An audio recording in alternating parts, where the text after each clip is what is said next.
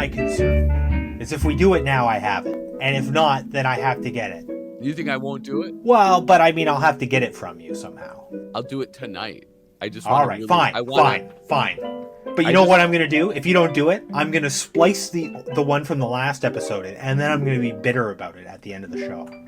During that last little bit, I'm going to be like, you were supposed to do it. I have it on record. You didn't do it. You fucking lazy bastard. I'm going to do it. I promise you.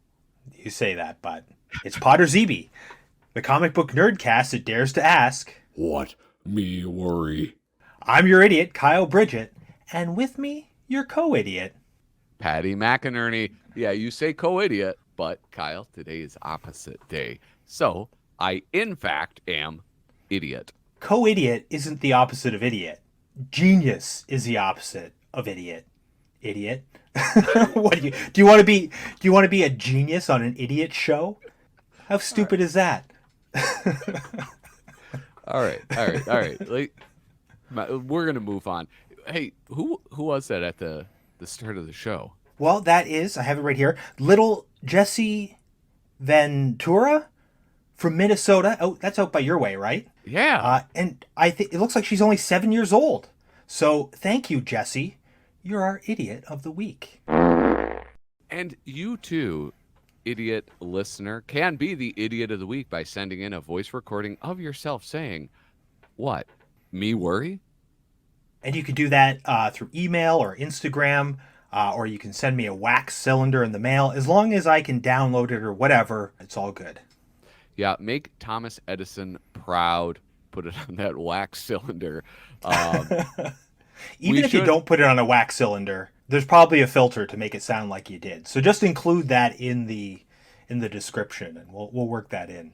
Wouldn't that be delightful if anybody who did this did all the post-processing, and then so all you had to do is just plug it in and it would sound... Well, anyway, hey, we should be moving along. This is the Shills. I feel targeted right here. I was thinking, yeah, that would be nice. Wait a second. Anyway, what were you saying? I say we should move on. This is the Shills and Thrills department. You know, Patrick, when I type bed bugs into Google, the first 3 words that pop up in the autocomplete are how to get. And I think it's fair to say that bed bugs are more popular than ever these days. Hey, why not?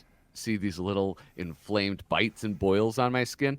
That's a message to the world that I am a cosmopolitan, promiscuous bohemian, maybe even a little criminal. Ooh, it's squalor chic. And the itchiness, ooh boy. Let's just say that sometimes it's nice to be able to feel anything at all, you know? Well, you know, that sounds great, but we don't all live in glamorous Minnesota like you. I keep bringing home filthy soiled mattresses from the side of the road, and I just can't seem to get a serious infestation going. Well, funny you should say that, because our sponsor today, Fester Mattress, is actually perfect for you. Elaborate. Well, their lousy soiled mattresses are delivered direct to your door, and you get to customize what kind of pests they're swarming with. Bed bugs, scabies, even rodents. Chiggers? You bet. And with their 100-night risk-free creepy crawler trial, you can test out a Fester mattress. And if you're not completely infested with vermin after 100 nights, simply collect up all the fleas, mites, and critters, and Fester will give you a full refund. No punching or anything. Wow, I feel itchy already. Fester mattress. You spend a third of your life sleeping, so why do it alone? Do it while teeming with thousands and thousands of tiny parasites. All right, well, we better be moving along. It's the That's All She Mon-Wrote department. Ooh, zooey Did I say mama. that right?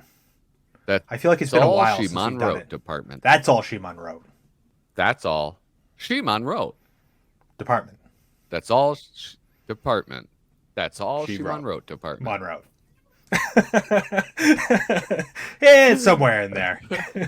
So today we're looking at Monroe and the County Fair by Anthony Barbieri and Bill Wray. It was in Mad number 359 in July of 1997. Are you reading the actual issue? Yeah, baby. So that's actually an interesting issue because they had 4 different covers. Oh. So which one do you have? I have the one with the nipple Batman. And then Alfred's Alfred Mr. is Freeze. Mr. Freeze in a golden suit. Yeah, there's also a Mr. Freeze where it's Arnold as Mr. Freeze and like Alfred is Batgirl or something. And then there's one where it's like Batgirl and he's Robin. So there's 4 different covers for that. And do you notice something in the bottom corner of that cover, I think? Oh, yeah. At the beginning of a word. If you put them all together, it spells cheap gimmick in the middle. That's awesome.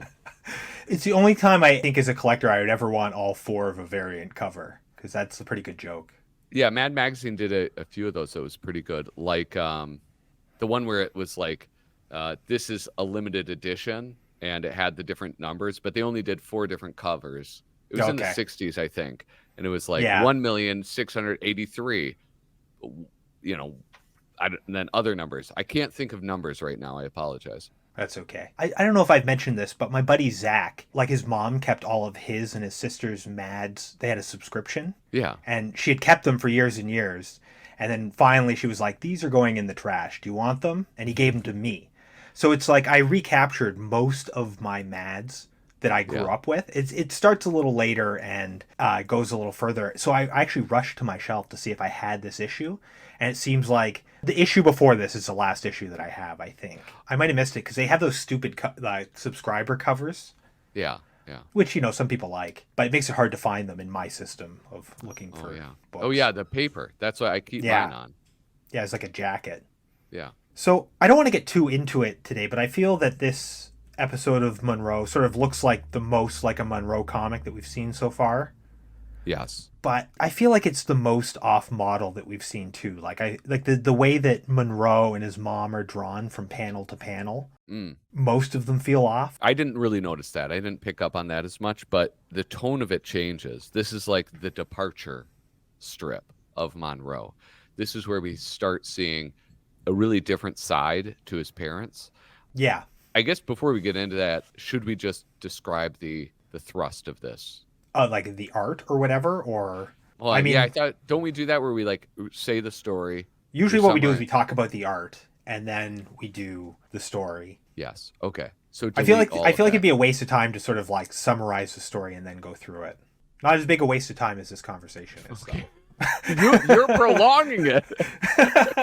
Well, you never know when there might be gold in there. We're going to have Patreon supporters eventually. It's true. But yeah, so I think this is a bit of a departure issue. I didn't notice that like divergence from the model, but you start seeing like this different side of Monroe's parents, starting with this one. One of his parents, his mother, she's drawn much more sexily. I'd push back there. I'd say not that she's drawn more sexily, because I mean she was in a bikini in the last one. I think her character is more trashy. Like she appears more trashy.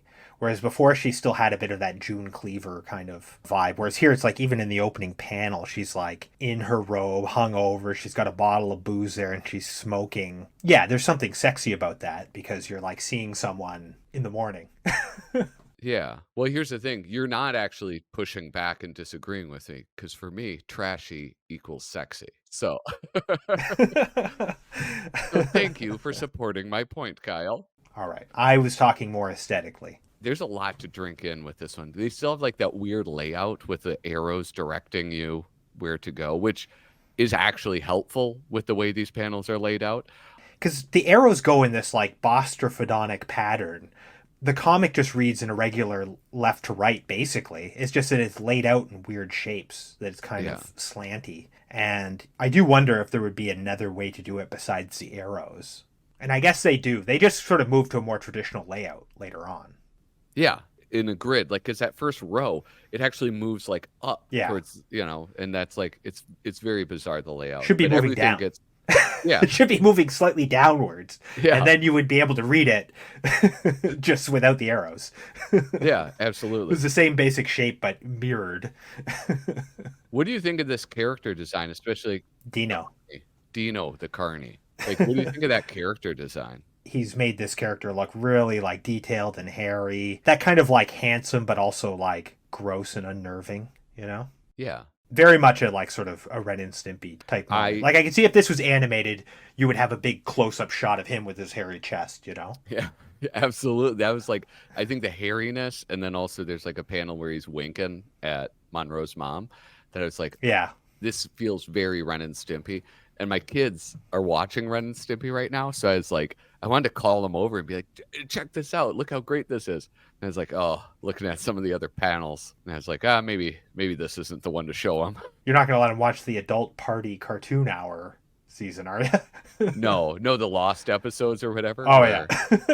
I have that on DVD. Maybe I think they're older. fun. Anyway, well, let's jump into the story, because otherwise we're just going to walk our way through the story, through the art. Oh, that's a good point. The county fair.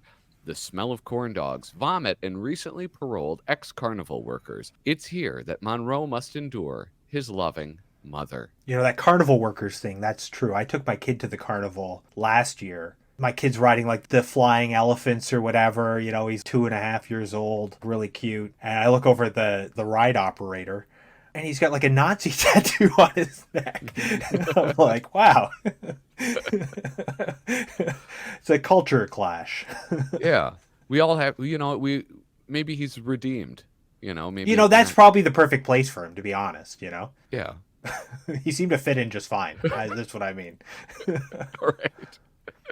It's hard to make a go of it, I think, if you have neo-Nazi tattoos on your neck, Yeah. It's like construction or operating children's rides. That's it. Not at Disney, they wouldn't let you. More of a nomadic lifestyle, I think. Yeah. Like some character in a dime store novel.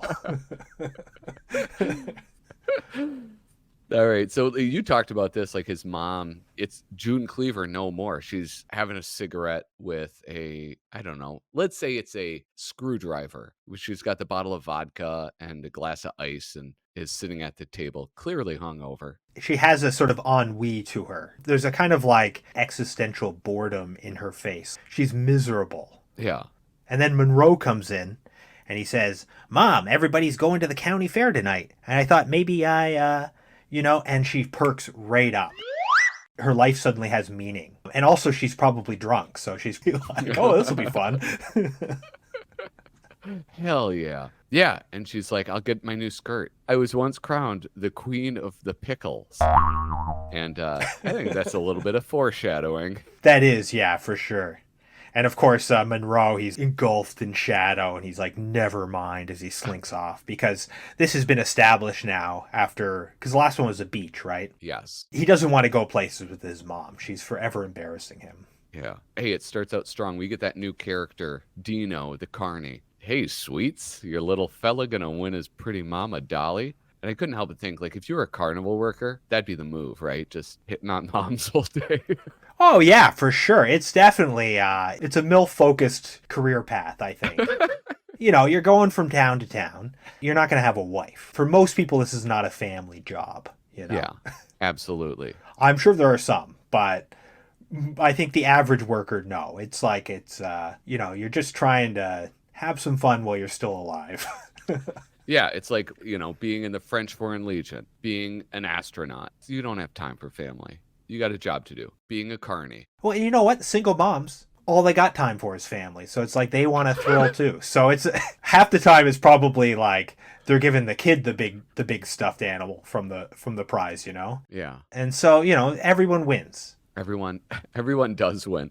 So Dino was operating the bell and hammer thing. What's that called? The bell and hammer game. The bell and hammer thing, which I test of strength. Yeah, test of strength. I love feats of strength, and when I go to the fair, I do this every single time, and I win it every single time, first try. This is where you and me are different, because I like feats of intellect.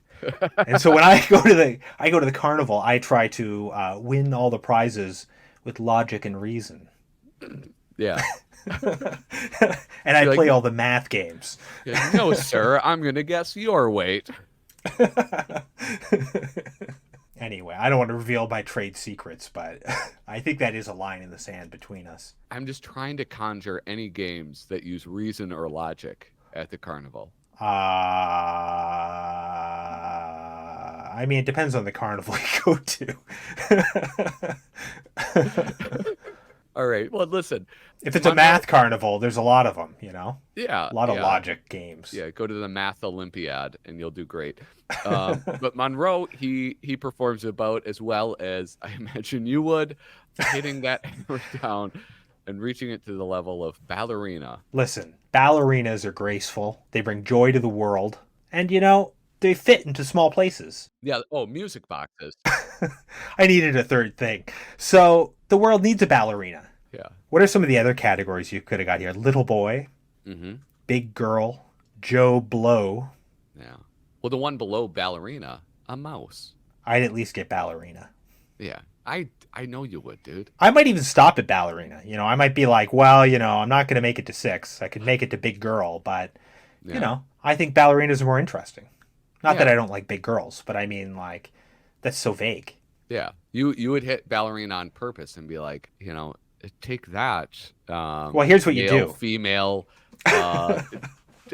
dynamics and stereotypes. Well, here's what you do. After you hit ballerina and you get mocked a little bit, you say, hey, listen, the real test of strength is to be comfortable in your own skin.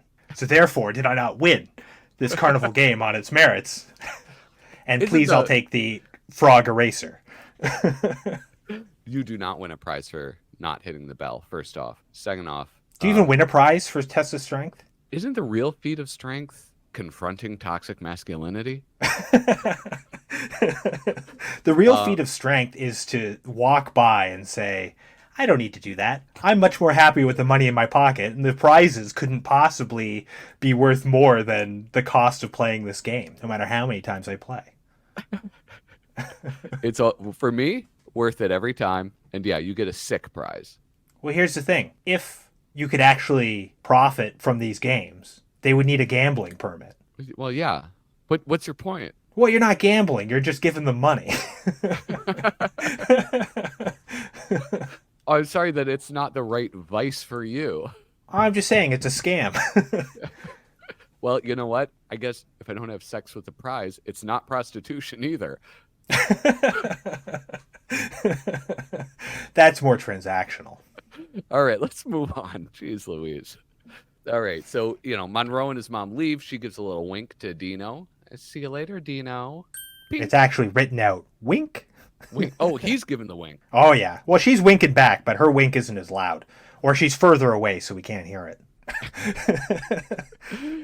There's this next panel. Bill Wray and Anthony Barbieri work really well together as like writer and artist, because it's like you have the mom saying like, that old ride would have made you sick anyhow. Ooh, you'll like this one. And then you have like in the drawn out space adventure, and then you have Monroe scowling at this bear astronaut standing beneath the "you must be this tall" ride. And I just like that balance. Her saying like, oh, I'm sorry that you're so short. There's not that like redundancy that happens sometimes with artists and writers. Yeah. Listen, okay, I can tell you're not that impressed by that, but I am, because I read a lot of like mainstream comics. The writing has gotten so bad, and there's so much of that where it's like the illustrator will be drawing something that the writer is describing, and sometimes it's just like it feels like wasteful, and it feels like I'm reading a children's book. I think it depends on how it's produced. Like, that's the thing. If he's given the writing first, then it's up to Bill Wray to not make it redundant, unless he's giving the writing and then a description of what he has to draw. So it's like a lot of times when the art and the writing is redundant, it's not necessarily both people's fault. Yeah. You know? So, but they are really good together. I think they fit in together really nice. And certainly Barbieri has a nice voice for Bill Wray's sort of worldview, I guess. Yeah. And you could probably say vice versa too. Vice versa. All right, can you read I know this is chicken fat and I'm jumping the gun here, but can you read what it says on that beer can? I can't read it on here. On the next panel. So, well, Monroe finds himself on a little kiddie ride, riding a little elephant, looking miserable. And then the next panel, he's just like, can I please be on my own, Mom? And down there's that beer can you were talking about, and it looks like it says ass bite. Okay. His mom in this panel, she's looking really hookered up is what I mean. She's not looking healthy in that panel compared to like some of the other panels. And I mean, this is where I'm saying like they're off model a lot, is that they look very different panel to panel. I think in past episodes of this, they've been a little bit more consistent, and I think in future episodes are a bit more consistent. And Yeah. there's just a few that just don't look like Monroe to me. I think that's your artist's eye that picks up on that. I think that for me, it's just, it looks fine panel to panel. It looks different. I think it works somehow, but I Yeah. feel like it becomes more consistent. I don't doubt that it looks different. That's not what I'm saying. I'm just saying that I think you can pick up on things that I'm not picking up on. Maybe. I mean, like, look at his mom in, like, the panel that with the beer can on the ground, and then the next panel. Yeah. Like, that could be a different character almost. You would only know from the clothes. But could that also be part of the printing? Because it almost looks, the whole panel looks darker. Yeah, but stylistically, it's very different. Like, she's got, like, no chin and, like, this flat, sharp face and stuff. And she's got these sort of skinny arms. And the next panel, she's all, like, Oh, a yeah. little bit more voluptuous, you know? Yeah, can I tell you my favorite panel, though? What panel's that? Panel 3. Where, like, boobs are right out? Is that why? Edit that out.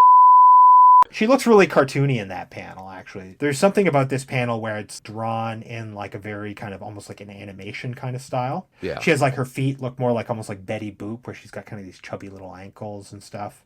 Yeah. She's got these, like, look, this is how I've heard them described by other artists, but these ice cream cone titties, where they kind of like, Dude, you're they going to kinda have to look like upside down. today. That's what Spain Rodriguez calls them. I don't know what else to call them, but it's like, that's the way they're described, where they kind of like slope down and they form like a cone, the way that you draw them. Look, this is shop talk. I'm not trying to be a pig here. I can't believe you said that. Do you see what I'm saying though? Like in terms of like the shape? Yeah. Yeah, let's move on, dude. I feel so uncomfortable. Jeez, I need a more mature co-idiot on here. Oh my god. So listen, Monroe's like, I gotta get out of here. I gotta get out from my oppressive mom. He's like, hey, there's some girls from school. She's like, oh, my little Romeo, here's $5. I'll pin it to your pocket. Lots of crooks around here. And we get to see that sort of like, even though she is trashy, that she has those like kind of doting mother instincts. Yeah, she's like a helicopter mom Mm-hmm. that's like constantly embarrassing him and like constantly like babying him. Now, is that normal? Do you normally pin money to your kid? You would do that to like a kindergartner. Oh, okay. Okay. Because I was thinking like, that seems really specific. And in that last issue, we had a tar on the foot. You know? Yeah. But I could see you pinning your money to a toddler. That makes sense. So you mentioned Dino, but also like in the background of the fourth panel, there's this sort of shorter, chubby girl, and then this sort of like tall, gothy kind of girl with like a shorter haircut. Yeah. And then in the fourth last panel, they're meeting up with this Brittany girl. And then when he says hi to Brittany, they're all there together. And then they continue to be together for the rest of the comic. It really gives a sense of like a world. Yeah. And I don't know if these characters are consistent issue to issue. Like I looked in the last one and there was like similar characters, but they weren't. I wouldn't say they look like the same characters. Later on, they establish like Dylan, who is this sort of like kind of bully character that he deals with, and some female characters that recur. I don't know if any of these recur later. But even if they don't, it does feel like it's a fleshed out world, you know? Yeah. So he takes his shot and he misses, and Brittany's like, no. She doesn't want the snow cone. Don't want to get a snow cone with you. Hey, girls, let's go. And he's playing it kind of cool, and then his mom calls in, take her to the tunnel of love, honey. And they're like, I have to go. Wait up, you guys. And they're like, gone. And Monroe is like, of course, just mortified. His hair's sticking straight up. Have you ever been in a tunnel of love? No. You've never seen a tunnel of love? Or is it like you got turned down to go into the tunnel of love, or you're just not a romantic? No, I don't think I've ever seen one. I think I've seen them, but I think I was too young to go in them. Yeah. Yeah, I didn't have love to go into the tunnel. But have you been in like one of the little like haunted house rides, you know? Oh, yeah. Yeah, those are awful. They're on you don't little like train those? tracks? No, they're not fun, and they're not scary. But also scary wouldn't be fun for me either. I went to this haunted house a couple summers ago in PEI. It's a really good haunted house. It's like huge. It's all creepy, like Victorian house. But all of the attractions in it are mechanical, like old school mechanical with masks, like kind of shitty. Yeah. I mean, there's a few other things, like there's a big turning tunnel and stuff like that, but Yeah. it was so big. They must have had like 50 of these attractions. Like they must just buy up every carnival that goes out of business and just like add it somewhere in this giant house. Yeah. And then when you got down to the bottom, they had like a backyard, and it was just filled with all other kinds of machines like that. They had like the fortune telling machine where they give you your fortune. Zoltan. Yeah, it wasn't that exact one, but they had a whole bunch of them. It was incredible. Very nice. I got my fortune read. He was a total asshole. Oh. He was like, "Your lucky number is 3, 2, 7, 8, 9, 2, 3, 4, 7, 6." He went on for a while. He said, "So keep an eye out for that." He actually would be a great guest for this show. If you're ever up this way, we should go there for an episode. Yeah. The robot Haunted house. Yeah, except he probably wears a mask now because of COVID. Yeah. I bet. Dude, I would love to go to Canada. Oh, PEI, Prince Edward Island. Oh yeah, sorry. I just put that together. Everyone just knows that acronym here. Yeah. All right. So his mom, she's like, "No, we can't leave. You got to get some food in you." And they're at the little concession stand, and the guy just goes, "French fries?" Monroe's mom's like, "No." "Cotton candy?" "No." "Nachos?" No. He has a very delicate system. Do you have any fresh fruit?" And offers him a candy apple. So Monroe gets nothing. He gets none of those delicious carnival treats. Instead, his mother... And he's like disappointed like throughout the whole thing. I like the way they do it, where it's like at first he's like excited by the French fries, and then he's kind of disappointed by the cotton candy, and he's kind of angry not getting nachos, and then when the candy apples come in, he's like lunging for it, just salivating. Yeah, Monroe's mom is there, of course, to embarrass him. And she says, "With so many kids here, you'd think that they'd have something nutritious. Good thing I brought your carrot sticks." And she shoves those down his throat. Well, some of those recurring characters, they laugh and smile at his misfortune. Yeah, and then she says, "I have an idea, sweetie. Why don't you go for a ride on the Ferris wheel? Or I got to do an errand." And she's kind of like looking back at Dino. Dino. Dino. But he's really packing. I mean, it's hard not to notice it. You know, he's at least a shower. I don't know. Yeah. I don't know where we go from there, but he's showing. Yeah, my God. Are they entering or exiting the Tunnel of Love? I think it's going on. I think they're entering. All right, and a kid from the Ferris wheel is shouting, "Hey, look, everybody! Monroe's old lady is going in the Tunnel of Love with that sledgehammer guy, Dino. Nice going, Monroe." I like that he says, "Nice going, Monroe." Like, how do you take that? Is he like, "Woohoo, your mom's hot"? And which is like almost worse than if he's saying like your mom's slutty and promiscuous. Yeah. Yeah. It's like, why does he get credit for that?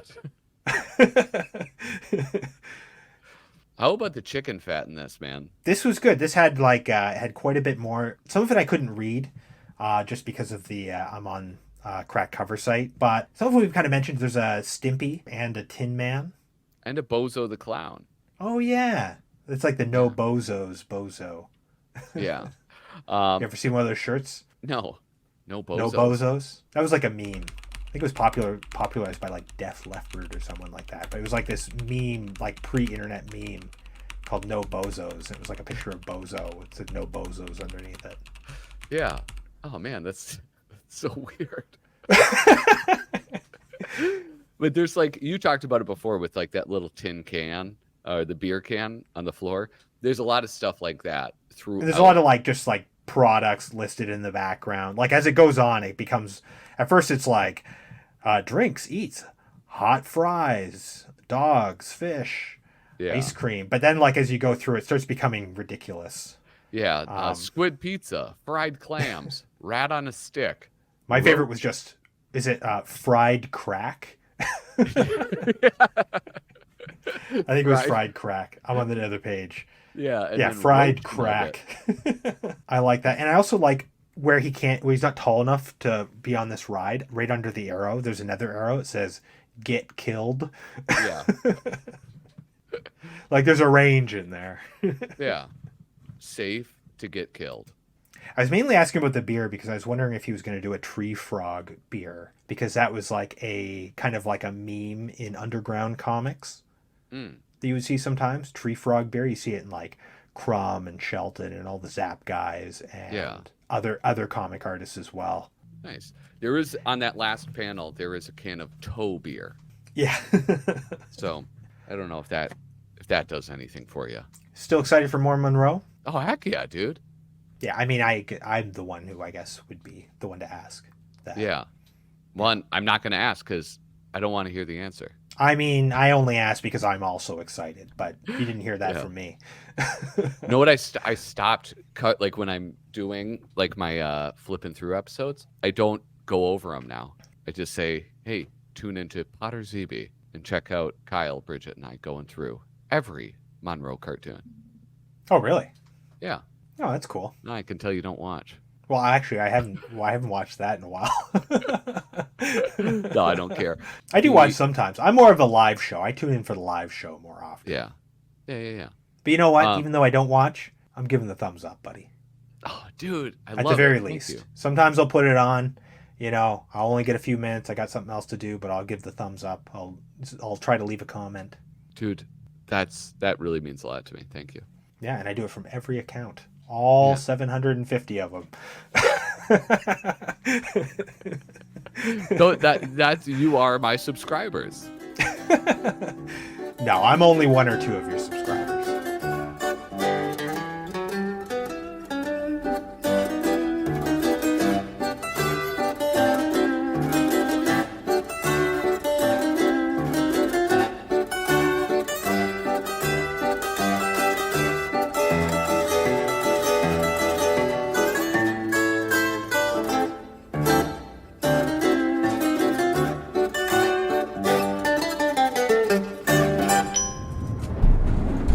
Department. This is the Garbage Pail Kids department. Okay, so here's what I came up with for this. I've got either Garbage Fail Sons department, Fail Sons, Garbage Pail Kids. I don't know. It's not very good. I've also got Atom Bums department.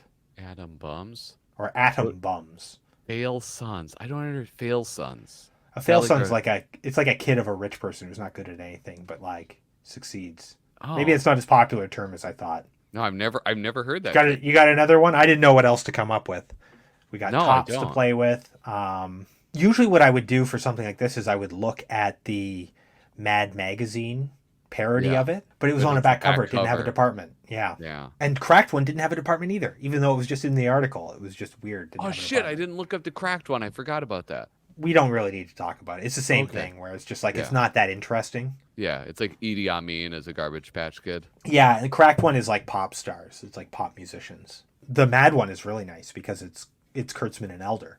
Yeah. But it suffers from everything Kurtzman does. It's like too topical. So it's only funny, like really funny for a short window. And then after it's funny for a different reason. But less so. I pulled it out.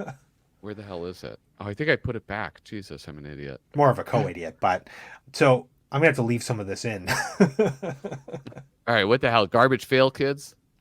I said Garbage Fail Sons, but now I feel like that might be because I'm like internet brained or something that I know that term. Yeah, you might be it. Yeah. Go touch what else Kyle. That's what I need to do. Garbage. What do we got puns, sir? We got Garbage Pail Kids. How about the TBD department? No, because we got to put it in. We got to come up with it right now. Okay. The Tops banana. I like the idea of top like some kind of shirt or something. That's kind of funny. Like pop your top. Crop top. Because bubblegum pops and tops. Pop your tops. Pop your tops. Yeah, that's what I say when I take my shirt off. I'm gonna go pop my top. That's pretty good. Pop your tops department. Or a little bit off the tops. Dude, and then we can do Mars Attacks too. Let's do that. A little bit off the tops. Here we go. Welcome to a little off the tops department. That's right. We're looking at Garbage Pail Kids. GPK. The GPK killer. You know, I got my Halloween episode of Canonically Crumb is coming out in a few hours.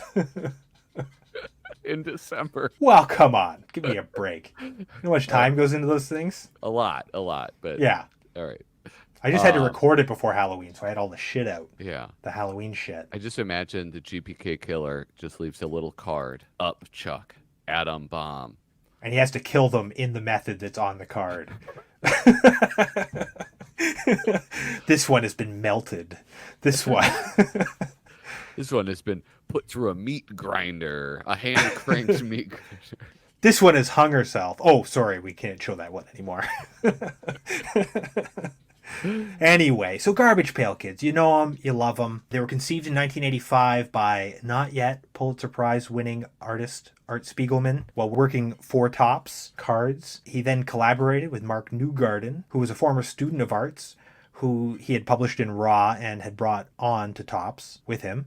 And the concept was a gross-out parody of Cabbage Patch Kids, which were a sensation at the time. Did you have a Cabbage Patch Kid? No, I believe my sister did. They were almost like a little bit before my time. Yeah. Maybe like a couple years before really me. Like kids had Cabbage Patch Kids, but I feel like they were sort of a little long in the tooth. Yeah. I want to interrupt just for a moment. Art Spiegelman might have one of the most interesting careers in comics. And can we do an Art Spiegelman episode someday? Yeah, sure. Okay. Okay. I like his underground comics. I'm kind of partial to those more than anything.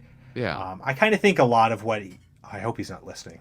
This is the first artist that I've stopped and said like, oh man, he could really tank my career. It's okay. I'm doing a pretty good job of that myself. No, what was I going to say? I feel like a lot of his more recent stuff has not been that great. Like after about, like he sort of collaborated on some interesting projects. Like what are those kids book they did? Little Lit. Have you seen those? No. I'm sorry. I'm getting into our episode right now, but you should get those for your kids before they're too old. They're incredible. Where were we? So Topps had tried to get a license to make Cabbage Patch Kid cards, but for whatever reason they couldn't get the license. Either it was already gone or they wanted too much money. And so then the idea was taken from a Wacky Package sticker, which was an earlier sticker series that Spiegelman was involved in.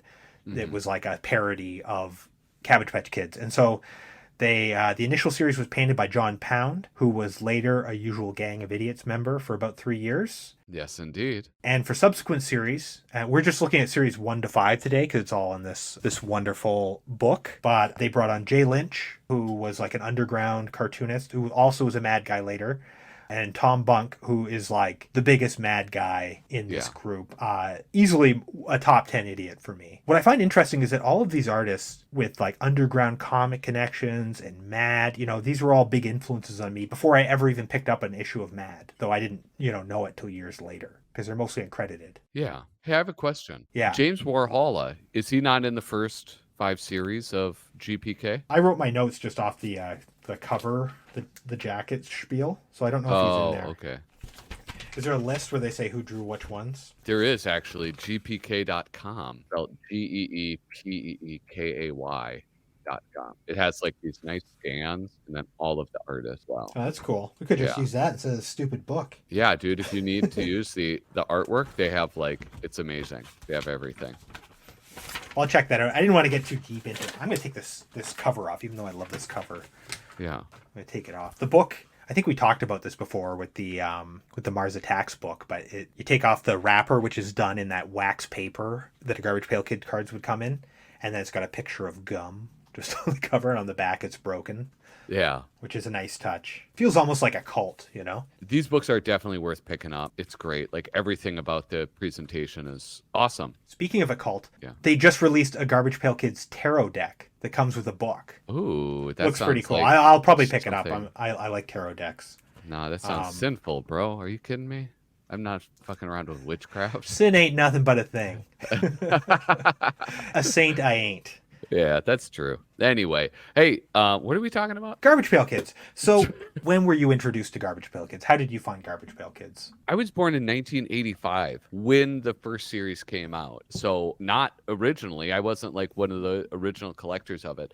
My brother was, though. And I remember one thing that I really loved doing is, as a young boy, going through my brother's belongings when he wasn't home. Oh, yeah. And yeah, my brother has a little bit of the collector's mentality, too. But he collects fucking bullshit.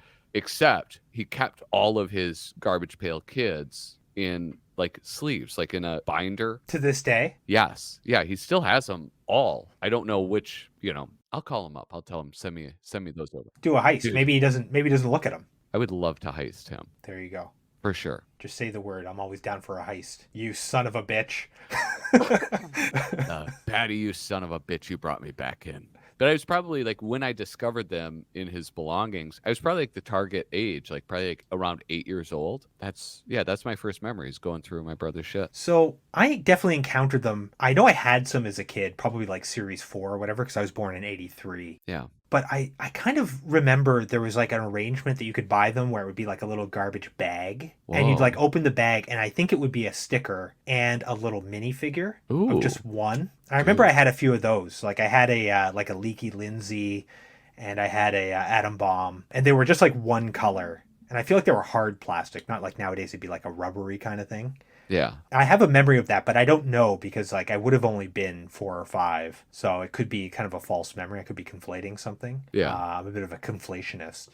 Almost But, like those little, what are those, muscles? Yeah. Oh, I had a lot of those. I loved those. Yeah. I was a big fan. First thing I ever stole.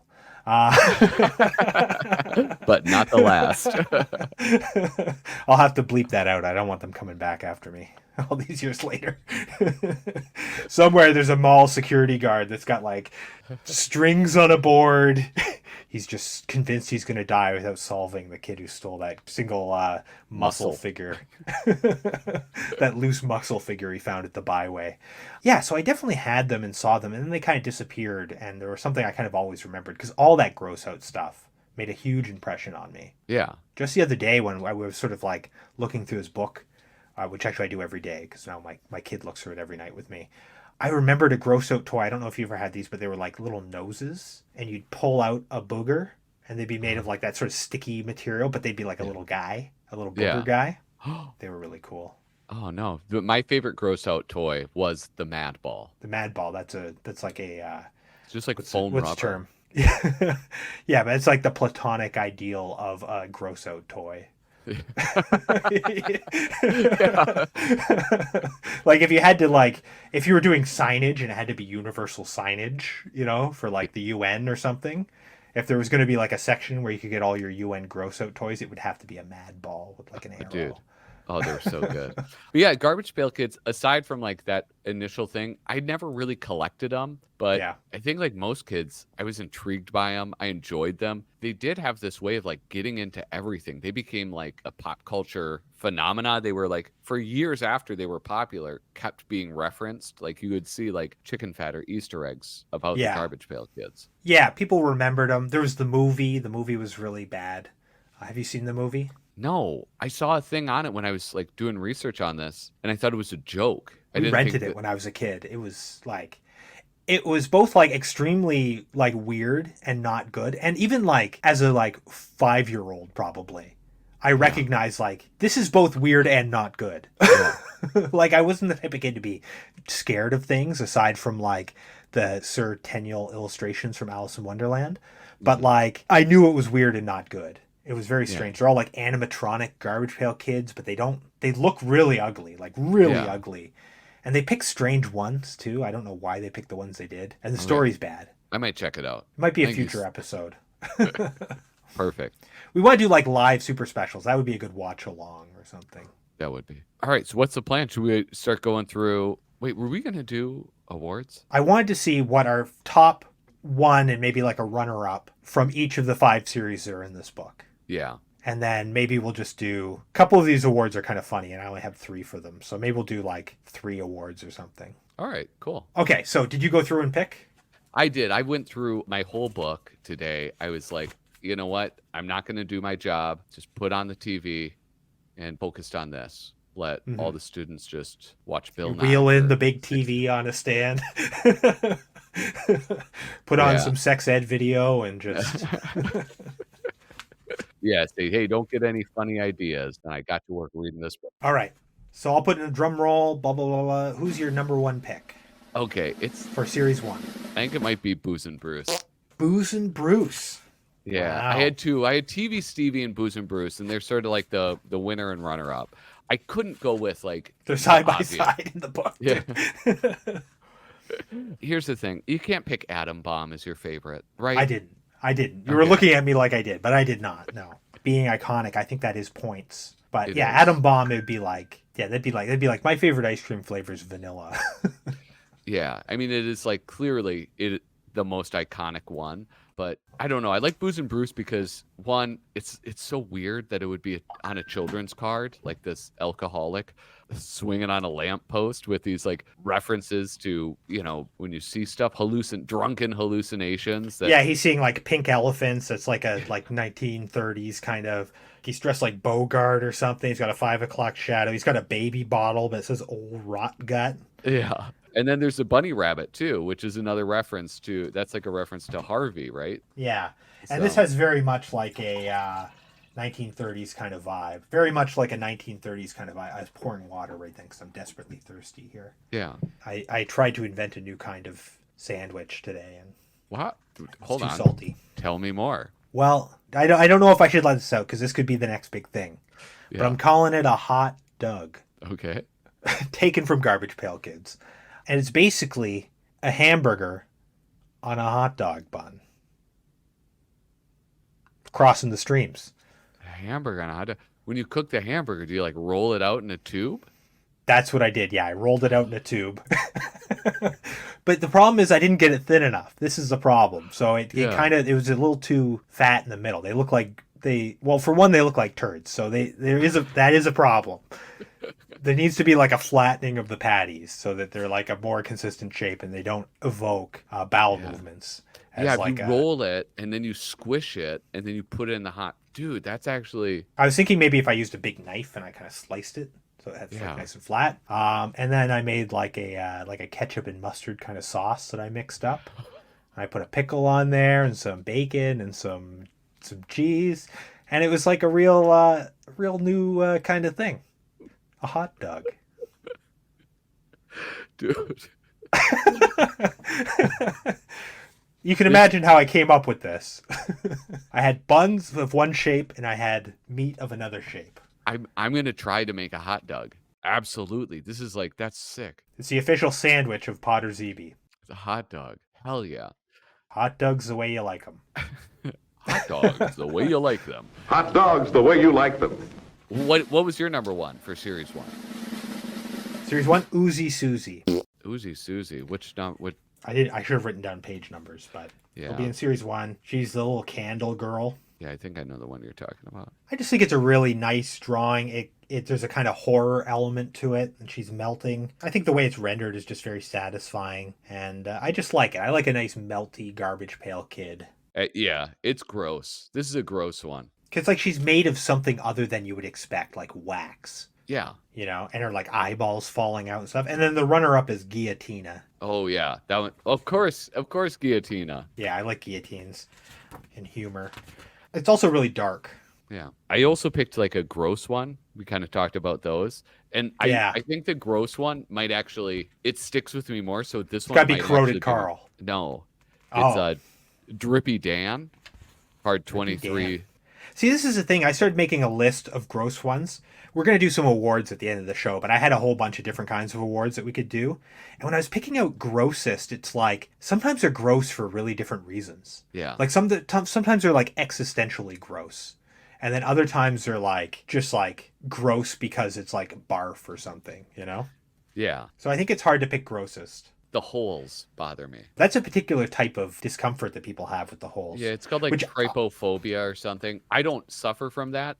It's not like anything like that. It's just like that in particular, like the flesh, the idea of the holes. See, that one didn't bother me as much as like Corroded Carl, where he's like covered in zits and he's like popping them. Yeah. It's like that's very gross, and it's also got the holes. Yeah. Yeah. Is that card 19? Yeah, yes. 19B. Yeah, I have that one written down too. Anyway, okay, so what about Series 2? What do you got? Series 2, I think I have Cyclops for Series 2. Yeah, that's one of my kids' favorites. Yeah. There's something about it, like, one, like his body looks the most human, and then you just have that giant singular eye, as Cyclops do. Well, he's a play on that Harryhausen. Is that like a Sinbad, I think? Sinbad? Okay. Yeah, I think it's from Sinbad. This is very much like Sinbad. Yeah, and you have like the little Greek ship in the background and the two tiny people. But yeah, I really like that whole painting. Like it just fits. Like I like that there's this whole scene and it's not like the Leaky Lindsay right next door.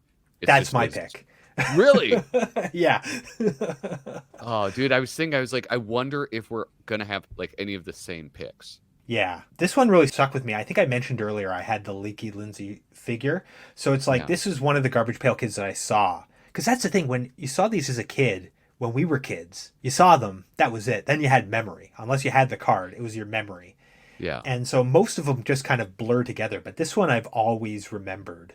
Like, if I was going to just draw a Garbage Pail Kid off the top of my head, having not seen one for like 15 years, It would be it would be Leaky this or Lindsay. Atom Bomb that I would draw, you know? Yeah. Yeah. And I just love the way like the boogers are rendered. It's like snot and crispies. You know, there's a lot of like good textural quality. And then she looks like a Cabbage Patch Kid. Yeah. I think that's always a bonus in the Garbage Pail Kids, you know? I agree. Like whenever they can maintain the Cabbage Patch features, the way Cyclops did, right? The more that they do that, the better. I think so, yeah. Okay. Series 3. This is one of the ones that I think is gross existentially, and it's Mushy Marsha. The ice cream. Yeah, the ice cream girl. I'm not even looking at that. I know that one because I was just looking at it with my kid earlier. And it's just sort of how horrible would that be to be an ice cream cone and to be fallen and have to sit on the concrete next to a cigarette butt? Do you feel like it would have been better if they had made the sideways ones, just printed them sideways? Oh, like full size, and you just had to turn the book? Yeah, because I mean, they're still bigger than the cards themselves, but I don't know. I think this probably looks nicer design-wise. Yeah. Well, But sometimes you want to see those details. yes. Especially like Audio Augie towards the end, where it's like, I think that's like a Tom Bunk one for sure. Yeah. And it's like the guy's listening to a speaker and all his like brains and teeth and everything are flying out. You want to see that up close. Yeah, for sure. You know, I wanted to kind of go back and talk about the artists real quick because I'm on GPK as we do this, and John Pound is the sole artist for the first two series, it seems. First two? Yeah, at least. Okay. And I'm kind of clicking through the third. Oh, the third is when Tom Bunk shows up. So, Yeah, and I think Jay Lynch is, or maybe Jay Lynch is like series 4 or whatever. Yeah. I only read the introduction from Art Spiegelman, and like all throughout the interview, he's like, "I might be remembering this wrong, or it's all a blur. Who knows who makes these things? Don't blame me." That's right. I did the Iggy. Anyway, Yeah. it's interesting you picked that one because I also picked a food-based one, Apple Corey. Apple Corey. What is Yeah, that? 121B. There we go. 121. No, that's 121A. 121B is Dwight. Oh, Bite. sorry. Whatever. I'm just reading the number on the page. Yeah, White don't Apple care. Corey. I don't know. Something about that illustration. I think it's clever. Yeah. Looks good. I There's like it's two got of two them. Garbage Pail Kids. Yeah. Yeah, I don't know. just noticed that. I was torn. The other one that I probably was my first pick, but I kind of changed it, was Alligator. Mm, I like that illustration. They've eaten fish.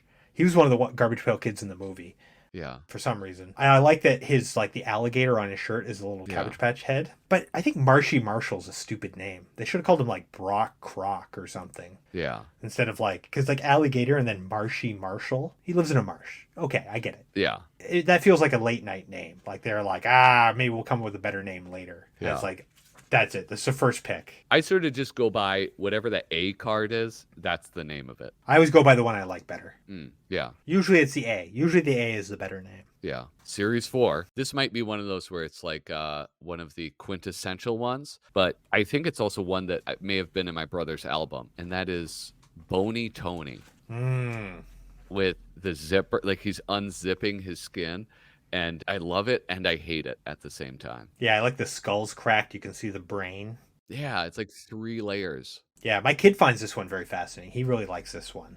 Mm-hmm. He likes skulls and stuff. That was one of his first words, was skull. What?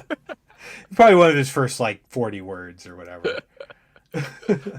Yeah, what are you talking about around him? Well, No, you know what but- I did? I had a look and find book, and so we'd look through a look and find book, and he'd point to things, and he'd say what they were. So his first words were all like moon, pumpkin, Yeah. cow, key, just like things that we'd find in the book. Donut, skull, witch. Cool. Yeah, so Right. that is a good one for sure. What'd you pick? I think I had a hard time with Series 4 a little bit on my first pass. I like Reese Pieces, the puzzle. Yes. But I didn't know if that was like worth being a favorite, but that is one I really like. But it's like the more I look at it, it's like if I could only have one from this series, is that what I want? And I ended up going with But I think I'm going to change it now. So this will be my second runner-up. Mouth fill, where what, it's like the kid baseball? with the mouse with the baseballs. Really? And I like that because it's like a baseball card too, so it's like a double parody. Yeah. And I like the image. It's really fun to look at. He's got all these baseballs in his mouth. He's all stretched out, but he's just like, I'm up to bat. But I think I would go actually with Hollywood, the Garbage Pail Kid made of wood. Because I just think it's really nicely rendered. Yeah. It's got a lot of fun gags on it. It's got like the woodpecker and nails and screws and drills and like a saw. And Yeah. But I always forget about that one. In the book, it's not side by side with another Garbage Pail Kid. It's side by side with the cover of the series. Oh, yeah. So I think I forgot about that one until like last minute. Okay, I did have a really hard time not picking Alien Ian with the Mars Attacks theme, but I decided against it because that just would have been because I like Mars Attacks, not because it's an especially good card. Well, one of the awards that I don't think we'll do, because I don't think we'd be able to agree on them, would be Best Pop Culture Reference. Yeah. And I was trying to divide them because there's references to like cards and gum and like things that come with gum. And then Yeah. there's things that are kind of reference to comics and things that are references to cartoons. And then there's also like things references to like celebrities and presidents and paintings. Yeah. So there's a lot of good references, but that was one of the ones that was on there. All right, Series 5. Handy Randy. He's putting his hand through the top of his skull and the bottom of his jaw. Oh, yeah. He was on my list of grossest. I find that very uncomfortable. Yeah. He's got these extra head holes, and his teeth are like these fat fingers. Yeah. Like you could just picture like chewing like that. It's like very visceral. Yeah. Yeah. That is probably one of the ones that makes me the most uncomfortable to look at. It was either that or 172, Nat Nerd. That would be like a classic one. He was also in the movie. So it was my kid's birthday on the weekend, and I actually went and bought a box of Garbage Pail Kids cards. They were like the chrome ones, which they have the sticker thing, but I don't think they're stickers. I think they're just cards. Oh, really? They have the sticker thing, but I can't get one of them to come off. So I think they're just supposed to be cards, and they left that on. And what's stupid is they've got all these chrome versions of them, which are not as good as the actual Garbage Pail Kids cards. Are they all? I have a question. Are they all chrome or just? They're all chrome in the sense that they're all shiny Yeah. and metallic, sort of metallic.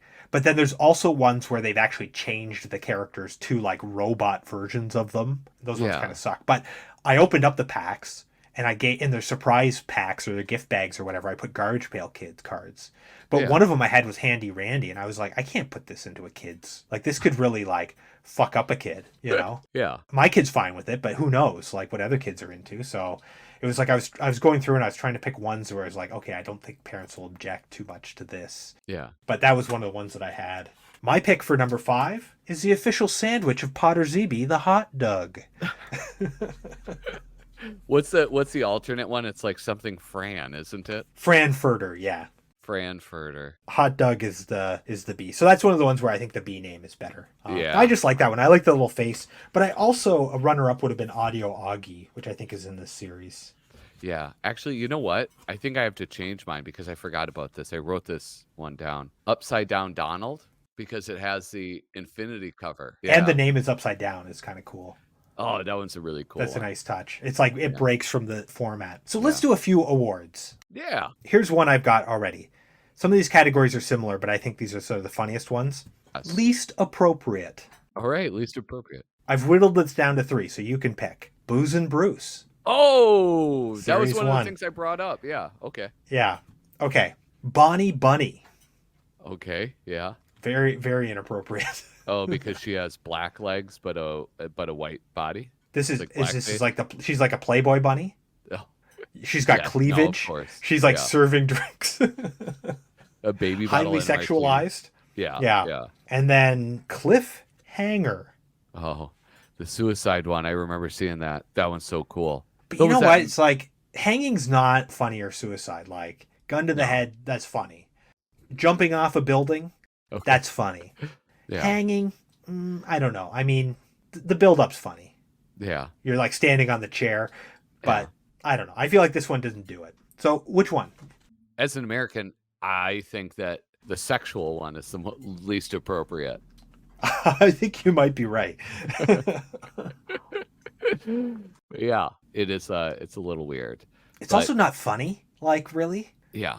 which I think hurts it. Nowadays, they do like Garbage Pail Kid cards. They're all like movie themed or the 80s, or they do all these like sort of boutique series for adults. You see like Barbarella as a Garbage Pail Kid card or something, and it's like it doesn't seem as creepy now, but these are like for kids. So it's there's a kind of a grooming aspect. So here's the next category after Bonnie Bunny, least appropriate. This is a similar category, but I thought it was worth bringing up. Aged poorly. Yeah. Ooh, I like that. Okay. Okay, so I've got 4 here. Well, hold on. I imagine that 3 of them are the ones that have to do with like a man and a woman combo, right? I've sort of narrowed it down to 4. So first off, we have Ashley Can. Ashley Can. I think she's also known as Greta Garbage. All right. I love that one. It's like she's just a homeless lady picking through the trash, and it's like Greta Garbage. That's not nice. I feel like that's very cruel. Like to just be like, look at this one. She's a fucking bum. Look at her. She smells. That's not nice. She's like a poor old woman that's like a bag lady. That hasn't aged well, I think. All right. I don't think. Right. I think that people would be upset today. I'm today, and I laughed. There is a humor element to all of these, of course. All right. So next up, we have Disgustin' Justin. What? Because of the Iron Cross? No, because he's drinking a beer and operating a motorcycle while not wearing a helmet.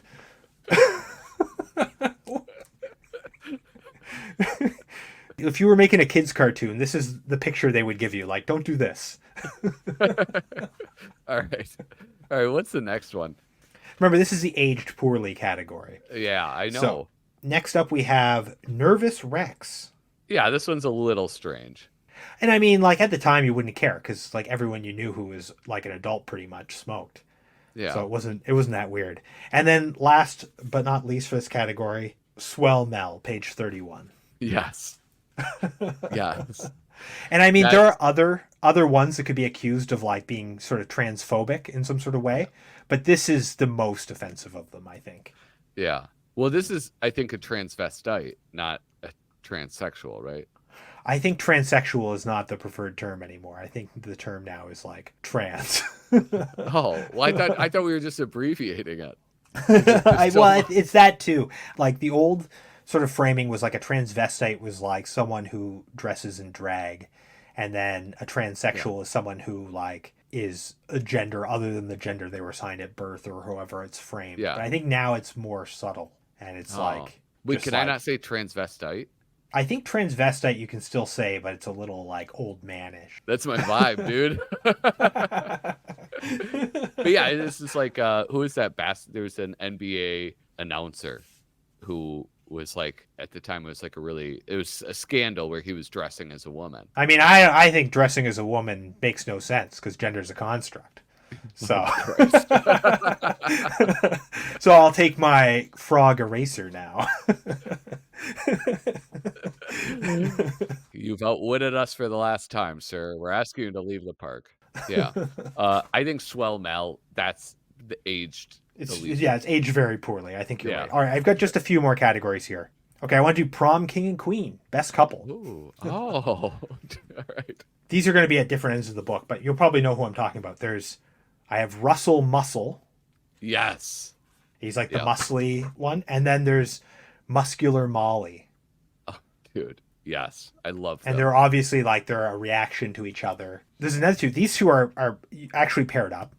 Harry Gary and Harry Carey. The cavemen. Oh, yeah. So it's between those two couples? No, I have one more couple. Okay. Broad Maud and Slobby Robbie. Wait, where's Slobby Robbie? I got to see him. What page? He's in series 1. He's like breaking the scale. He's enjoying an ice cream cone. He's got a box of candy. The ground is cracking underneath him. It's between the fatties and the musclies. The boobaladdies, yeah. Well, Harry Gary, I'll say this, and Harry Carey.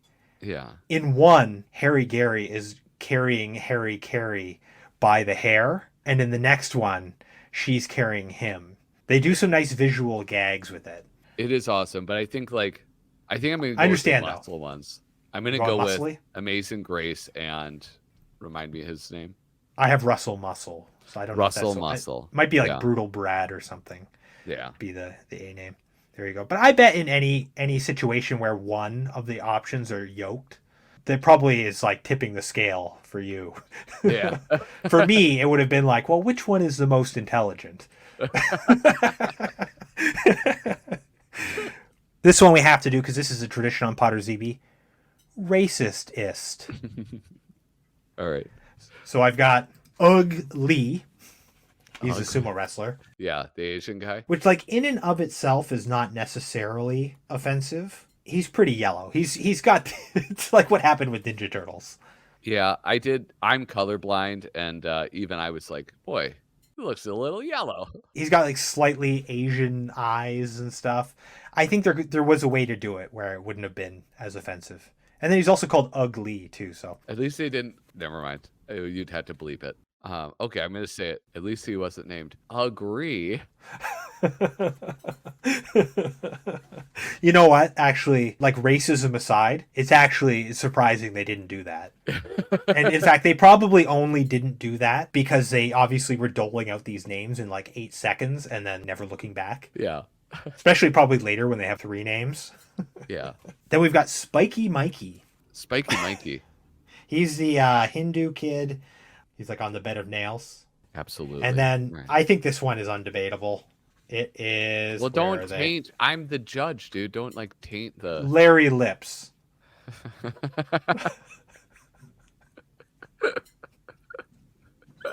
Yeah, I remember seeing this when I was looking through. Okay, hear me out. I think it is ugly. That is, and it's because the yellow skin. I think that the fact that Larry Lips is in a polo shirt. This is cultural appropriation, though. Like you're saying, it's not racist; it's just cultural appropriation. Whereas, what is ugly... that? That's just being cosmopolitan. That's what cultural appropriation is. The problem is the things that he's appropriating are racist stereotypes, right? Like that you would see in like a Warner Brothers cartoon. Like just for the audience. So this particular Garbage Pail Kid, this is like one that I like do not show my son. He's got the lip plates, like the African tribe lip plates that you can imagine. You know what I'm talking about? And the big long neck, like with the rings to make the long neck. Those aren't the same tribe that do that, is it? No, this is like maybe they are. I don't know. But this is like a racist amalgamation. This isn't based on like whoever Tom Pound was like, I'm really into anthropology. It's like whoever came up with this was like, hey, let's do one of those racist ones like we used to see in the old cartoons. Aren't those funny? Stop it. No, they didn't. These are also underground cartoonists, so they were no strangers to this kind of like racist imagery, right? Yeah. Vis-a-vis Crumb. And also, this kind of like racist imagery was more accepted. Like I saw all those old racist like Bugs Bunny cartoons, like not like Coal Black and the Seven Dwarves or like something like that, but I definitely saw like what's the one where it's like the salesman goes to the island and he's like a dog salesman and it's like there's this white bird lady is the head of this super racist tribe. Good morning, ma'am, sir. Is the lady of the house to home? I can't remember what it's called. I think you showed that to me. It's the woman with the 14 breasts in the previous episode. No, that's something different. I feel that's less racist because there's some satire there. Whereas like the one from the 30s is just like, isn't this funny? Look at these assholes. They're different than us. All right, I get you convinced me. I will change it to I was just trying to have the back of my Japanese brothers out there. All right, well. We got a lot of flack for even suggesting that Splinter was racist, which I did specifically to piss people off, but like I've gotten a few confrontations over that. Okay, and here's the final one. This is the final category we have to do. Least Garbage Pail Kid-ish. Oh, yeah. So starting off, we've got Creepy Carol. She's in series 1. Mm-hmm. Oh, she's reading Dale Carnegie's How to Win Friends and Influence People. Yeah, okay. You ever read that book? Yeah, I started it. Didn't finish it, which probably explains a lot. I did the same thing. I only got about halfway through. And I was like, this is fucking... I'm not going to do any of this shit. I don't care if people don't like me. I'll fuck them if they don't I'll buy like influence. All right, who's up next? Okay, next up we have Rocky and Roll. He's the Elvis one. Yeah. That one really pisses me off. I feel like it's not very good. Okay. Yeah. And then a few pages back on page 122, Toady Terry. Toady Terry? Huh. I'm okay. This should probably be like least Cabbage Patch Kid, maybe. Yeah. This is you know what I was expecting? I think Creepy Carol totally works. She has like a few things that are kind of the Cabbage Patchy face. They're like hinted at. The Ray gun I thought fit the worst. The Ronald Reagan. That Oh really? I thought he looked fine. He looked fine, but it was just like, I guess the whole concept to me didn't really fit. The fact that it was... You know which one weirds me out? Yeah. Baked Jake, a.k.a. Dry Guy. He definitely looks like a Garbage Pail Kid in the face, but he's got like the least Garbage Pail Kid body. Yeah. Ew. Maybe that's it. That's what wins. No, it's got to be one of the three. Okay. Probably Rocky and Roll. Yeah, I could see that. I feel like Toady Terry is like the most off, but there you go. Yeah. So, that's Garbage Pail Kids. Heck yeah. So, yeah. Any thoughts on Garbage Pail Kids before we move on? I want to buy some. They're expensive. I know they're ridiculously expensive. I think like I should just stick with Mars Attacks. I think those are actually... I got 34 of those like chrome ones for like $10 shipped Canadian. So it'd be like $7 American. But those new chrome ones, I just got them because my kid likes them. So I give him Garbage Pail Kids. He puts them up on his wall.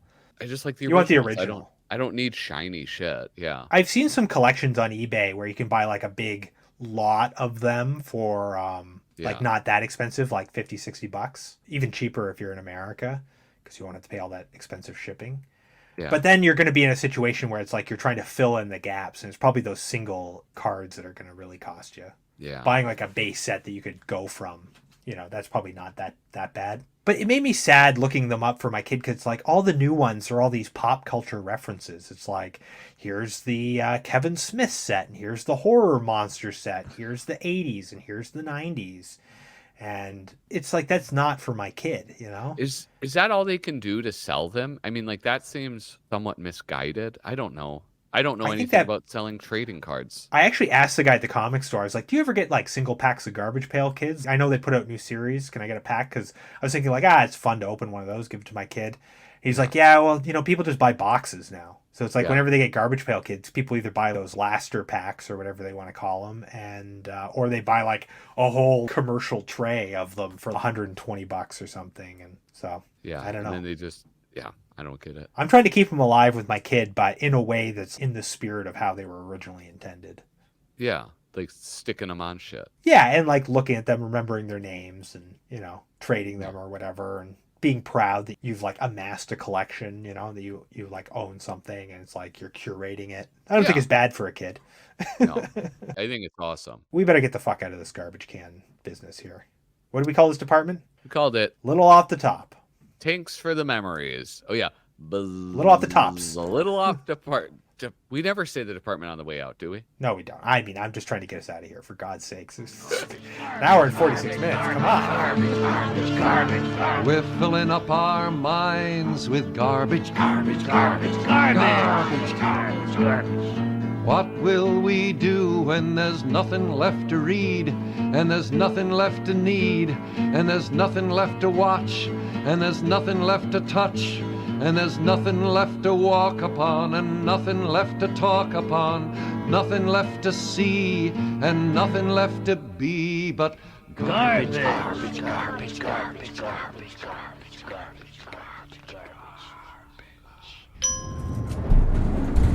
All right, welcome now to the Let Her Rip department. This is Tips for Twits.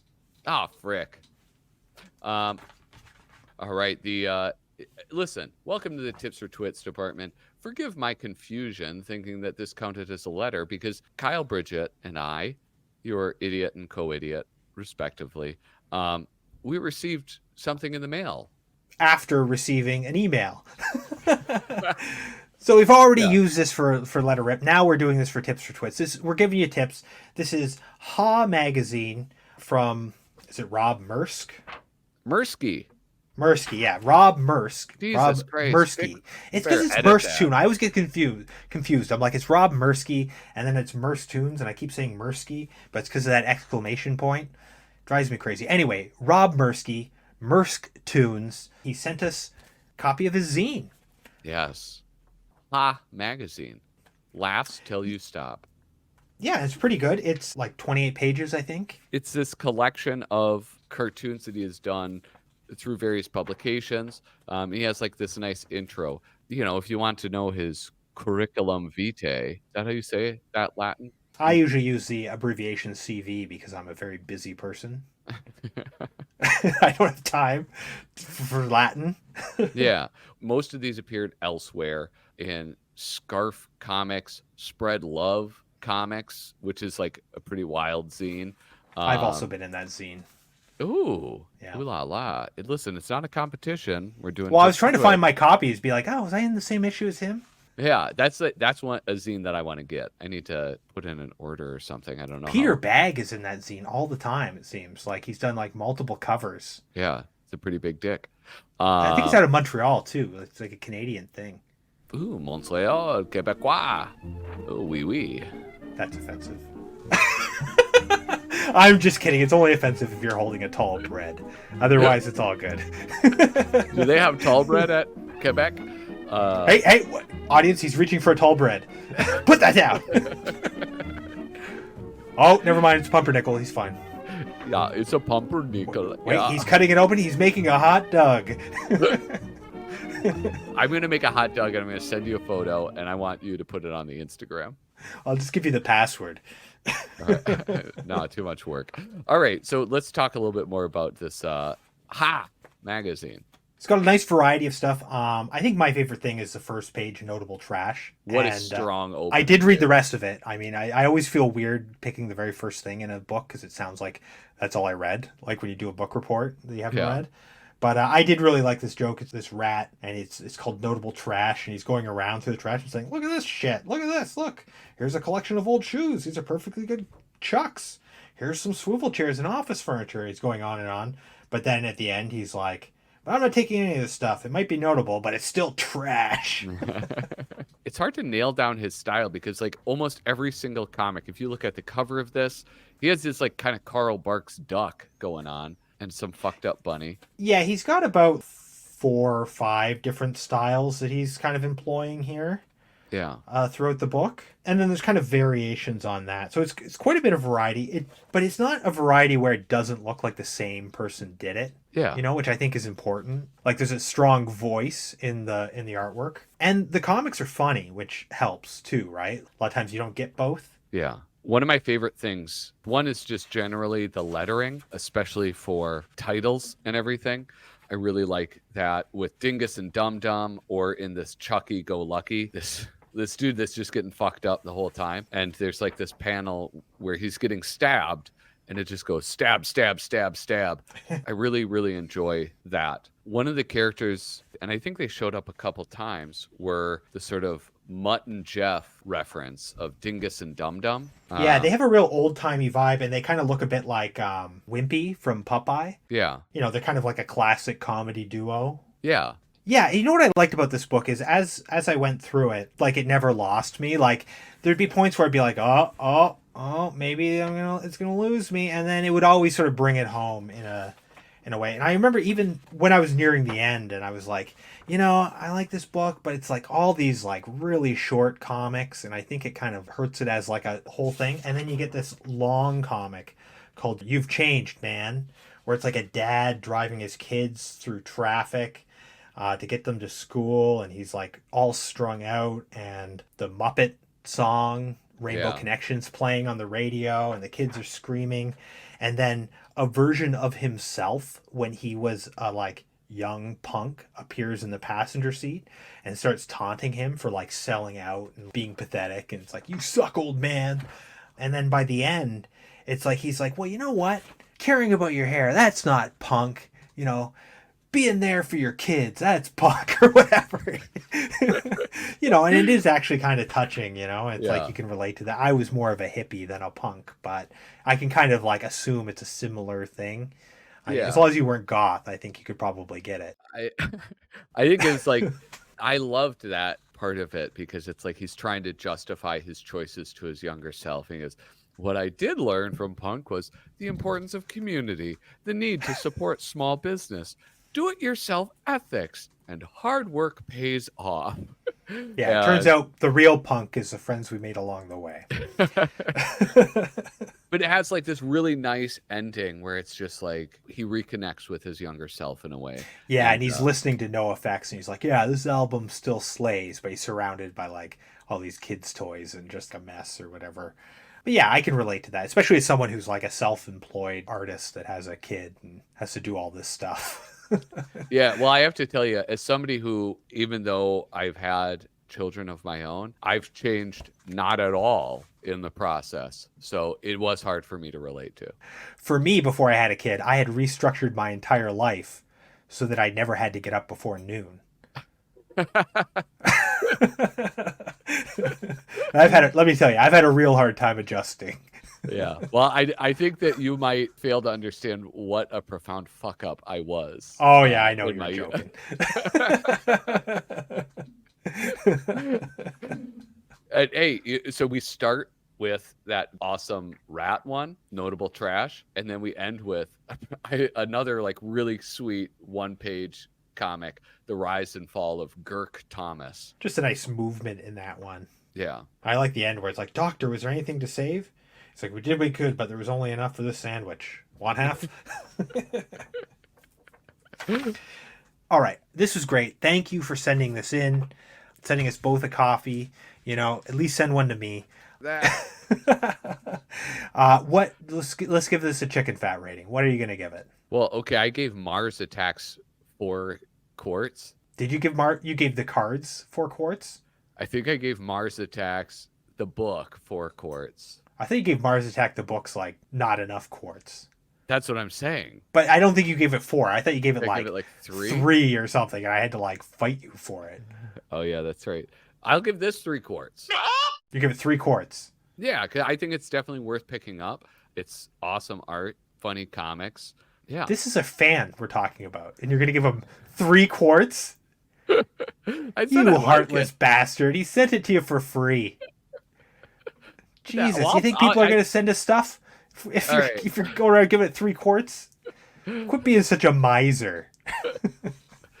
I wanted to give an honest review based on my system.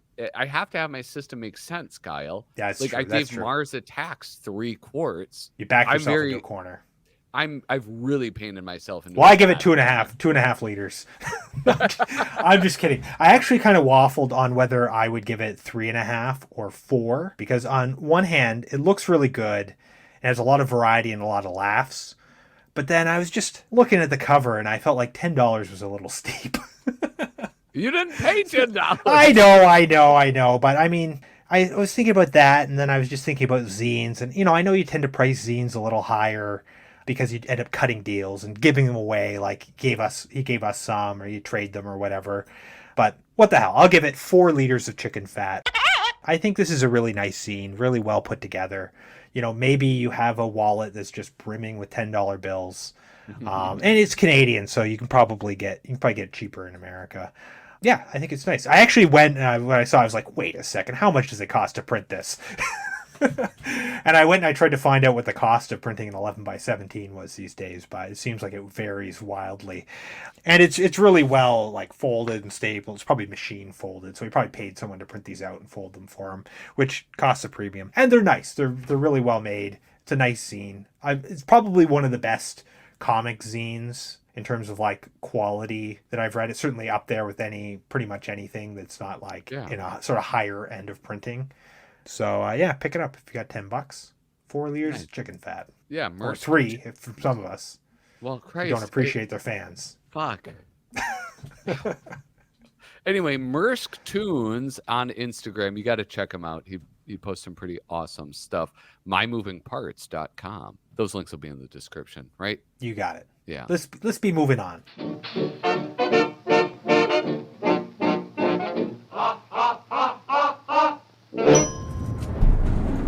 Now, here we are, the begging and groveling department. That's right, folks.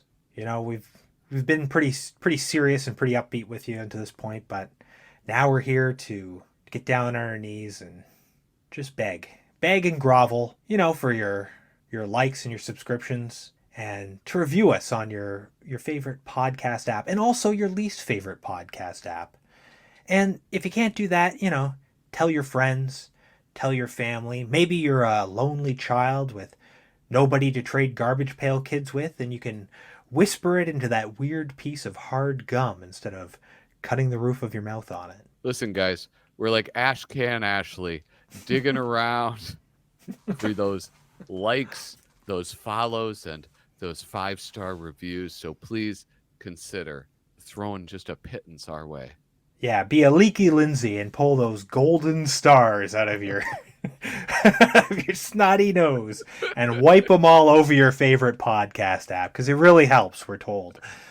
And you can send us a letter. Yes, podrzebiepodcast@gmail.com. Make sure Please. Go for it. Make sure that the subject line reads idiot mail, and the salutation should read, Dear Idiots. Yeah, or you idiots, or I don't know. Hey, What's a idiot? Garbage Pail name? Itchy Idiots? I don't know. That one didn't work. Should have saved that for the Fester mattress ad. Sorry about interrupting you there. You hesitated for a moment. I was trying to take advantage of your moment of weakness. No, that's fine. I have many when it comes to intellectual enterprise. That's why we make such a good team. I'm the brains and you're the brawn. All right, what else do we have to plug? We have a Patreon. Sign up on Patreon. Every fourth episode, we will do some sort of selection, and you can pick a topic for Podrzebie. You can get in on the ground floor of this. Not a lot of patrons over there yet, if we're being honest, if we're begging and groveling. And so, you could go sign up for $2 a month. You could probably just pick an episode topic, and we will have to do it because we won't have options. Yeah, it'll be no contest. You will get to decide. Please, nothing sexual. Tentacle porn. I think that would be a good episode. Hey, Kyle, what if they want more of you and less of me? Well, you can find me on my website at kylebridget.com. Everywhere else, I'm at Little Cozy Nostril. You can hire me to draw you a picture, or to teach you how to draw a picture, or to draw you as a Garbage Pail Kid card. I've done it before. You got the bucks. It cost you a few issues of Ha magazine. Let me just say that. Yeah, check me out on YouTube where I'm at Little Cozy Nostril. I got a new video. It's dropping probably just a couple days before you're hearing this. Unless you're hearing this years in the future. And then it's probably still there, unless YouTube has taken down my account, which there's actually a pretty good chance of that with my Canonically Crumb series. So go check that out. What about you, Patrick? Well, and listen, Kyle, if you ever get taken off of YouTube, you can always have a home on Flippin' Through. YouTube.com/@flippinthrough. That's where you can find me each week. I do a new review of a Mad magazine issue dropping every Saturday morning. And then every other Sunday, I'll do a live stream where we just kind of goof off, maybe play a video game, maybe go through old humor magazines other than Mad magazine. If you go to flippinthrough.com, you can find links to YouTube, Etsy, and Instagram. So that's it. I also forgot to mention you can pick up the official Podrzebie t-shirt at TeePublic, link in the show description. Probably a good time to buy it because you could get it there before Christmas, and they're having a lot of deals right now. So go pick up 500 or 600 of those. Very nice. You can be like Ernest, and your whole wardrobe is just Podrzebie shirts. Oh, that's commitment to a bit. Yeah, that's what they call that. Anyway, we'll be back in 2 weeks with more Podrzebie podcast. Hey, thank you so much for listening. By the way, Ed, how's your mom?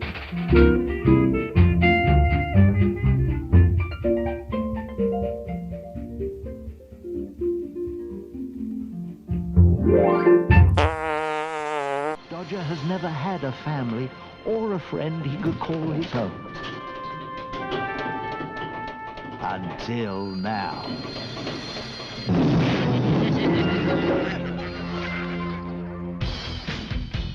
What's that?